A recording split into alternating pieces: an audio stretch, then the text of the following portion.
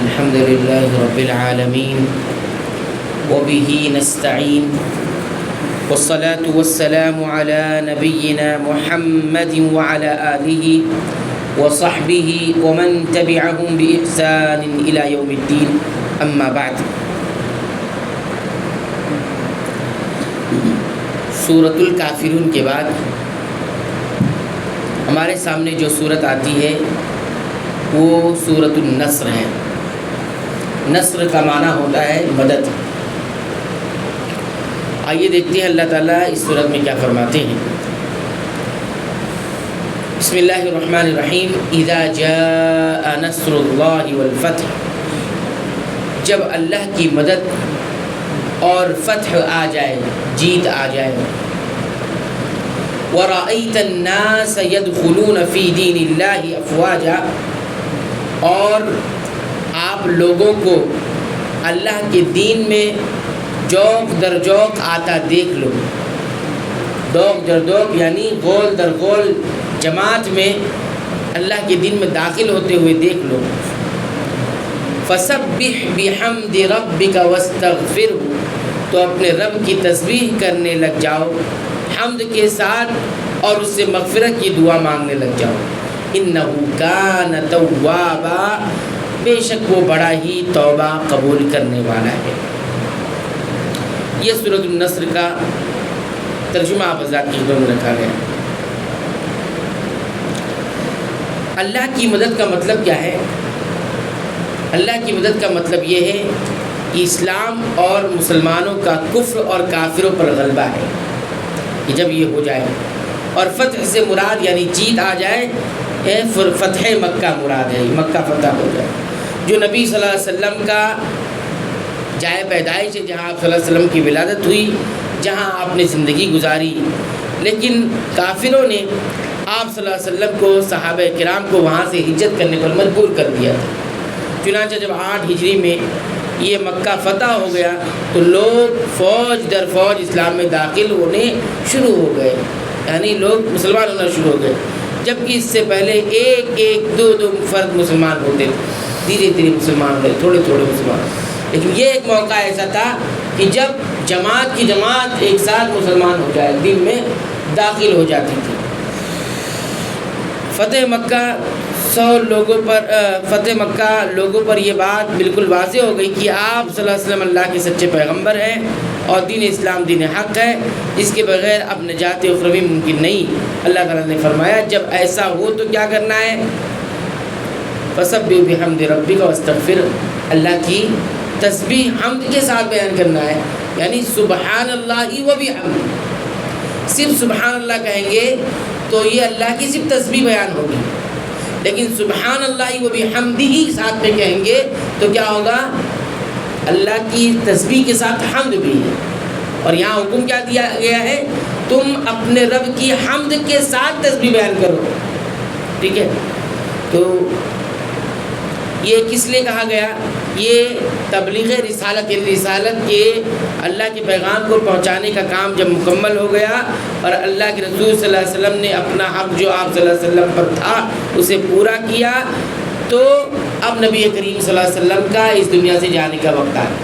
یہی وہ سورہ ہے جس سے غالباً حضرت عمر رضی اللہ تعالیٰ عنہ نے یہ اندازہ لگایا کہ آپ صلی اللہ علیہ وسلم کے اب جانے کا وقت آ چکا ہے، اسی لیے تسبیح اور مغفرت مانگنے کا حکم دیا گیا ہے.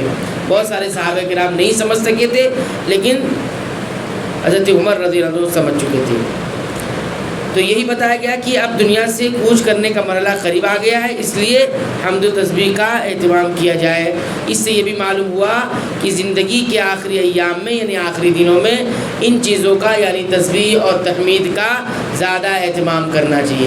اور دنوں میں، جوانی میں اور زندگی کے مرحلے میں تو کرنا ہی چاہیے، لیکن جب انسان آخری پڑاؤ پر پہنچتا ہے یعنی بوڑھا ہونے لگتا ہے اور آخری عمر ضعف کی، کمزوری کی عمر پہ پہنچ جاتا ہے، تو ایسی صورت میں انسان کو اللہ کی تسبیح اور حمد بیان کرنا چاہیے. حضرت عائشہ رضی اللہ تعالیٰ عنہ بیان فرماتی ہیں کہ جب نبی کریم صلی اللہ علیہ وسلم پر اس صورت کا نزول ہوا، یعنی یہ صورت آپ پر نازل ہوئی اور یہ حکم دیا گیا کہ تم اپنے رب کی تسبیح حمد کے ساتھ بیان کرو اور مغفرت مانگو، تو آپ صلی اللہ علیہ وسلم اس پر کیسے عمل کرتے تھے؟ تو فرماتی ہے کہ نبی کریم صلی اللہ علیہ وسلم رکوع میں اور سجدے میں یہ پڑھتے تھے سبحانک اللہم ربنا وبحمدک اللہم اغفر لی. کیا پڑھتے تھے رکوع میں بھی اور سجدے میں بھی؟ سبحانک اللہم ربنا وبحمدک اللہم اغفر لی. دیکھو تینوں حکم پر عمل ہو گیا. کیا کر رہا ہے؟ فسبح، حمد بیان کرو. تو کیا کہتے تھے؟ سبحانک اللہم، حمد تسبیح ہو گئی. پھر کہتے تھے بحمد ربک، اپنے رب کی حمد کے ساتھ. تو آپ صلی اللہ علیہ وسلم کیا کہتے تھے؟ وبحمدک، سبحانک اللہم ربنا وبحمدک، یہ حمد ہو گئی. واستغفرہ، اور اللہ سے مغفرت مانگو. تو اللہ کیا کہتے تھے؟ اللہم اغفر لی، اللہم اغفر لی، اللہ تو مجھے معاف فرما دے. تو یہ کتنی جامع دعا ہے اور قرآن کے حکم کے مطابق ہے. تو امتی کو بھی چاہیے کہ نبی کریم صلی اللہ علیہ وسلم کے اس فعلی سنت کو جو آپ صلی اللہ علیہ وسلم عمل میں کیا کرتے تھے، حالانکہ آپ صلی اللہ علیہ وسلم نے یہ حکم نہیں دیا یہ کیجیے، ہاں سجدے میں خوب دعا کرنے کا حکم دیا، لیکن آپ صلی اللہ علیہ وسلم کی یہ جو فعلی سنت ہے جو آپ صلی اللہ علیہ وسلم نے پریکٹیکل کیا ہے، یہ بھی انسان کو، ایک امتی کو، مسلمان کو پڑھنا چاہیے. کون سی دعا؟ سبحانک اللہم ربنا وبحمدک اللہم اغفر لی. رکوع میں بھی پڑھنا چاہیے اور سجدے میں بھی پڑھنا چاہیے. جو تسبیح آپ پڑھتے ہیں سبحان ربی العظیم رکوع میں، وہ پڑھ رہے ہیں، اچھی بات ہے، کبھی کبھی اس کا بھی اہتمام کر لینا چاہیے. ایسے رکوع میں سجدے میں سبحان ربی الاعلیٰ پڑھتے ہیں تو اس کی جگہ کبھی کبھی یہ دعا بھی سبحانک اللہم ربنا وبحمدک اللہم اغفر، یہ بھی پڑھ لینا چاہیے تاکہ قرآن کے مطابق عمل بھی ہو جائے اور نبی کریم صلی اللہ علیہ وسلم کی جو فعلی سنت ہے اس پر بھی ہمارا عمل ہو جائے. ویسی کوئی ضروری نہیں ہے، لیکن بدل کر پڑھیں گے تو نماز میں خشوع خضوع پیدا ہوگا. بہرحال کہنا مقصود یہ ہے کہ اس صورت کو بھی ہمیں یاد کرنا چاہیے، یاد رکھنا چاہیے. وہی نہیں کہ جو صورت ہم نے بچپن میں یاد کر لی ہے اسی پر اکتفا کیے ہوئے، وہی 2 سورت 3 سورت ہے اسی کو ہر رکعت میں پڑھ کے اسی کو، اس میں کوئی حرج نہیں ہے، لیکن جتنی زیادہ صورتیں یاد ہوگی اتنا زیادہ مقام بھی ہوگا. اور قرآن کریم کی جتنی آیات یاد ہوتی ہے اتنا جنت میں مقام بھی. جیسے حافظ قرآن کے بارے میں کہا گیا کہ وہ اس سے کہا جائے گا پڑھیے اور جہاں تمہاری آخری آیت ختم ہوگی جتنا تمہیں یاد ہوگا اتنا تمہیں مقام ملے گا. تو اس لیے بھی ہمیں اہتمام کرنا چاہیے کہ جنت میں یہ بلندی درجات کا سبب ہوتا ہے. تو اس صورت کو یاد کرنے کے ساتھ ساتھ اس کا ترجمہ بھی یاد کر لیں. ترجمہ یاد ہو جائے تو کم سے کم اس کا مفہوم یاد رکھیں کہ کیا کیا اس میں بیان کیا، تاکہ ہماری نماز میں اچھی طرح سے دھیان رہے اور خشوع و خضوع پیدا ہو. اللہ تعالی ہمیں اس چیز کی توفیق عنایت فرمائے. آمین.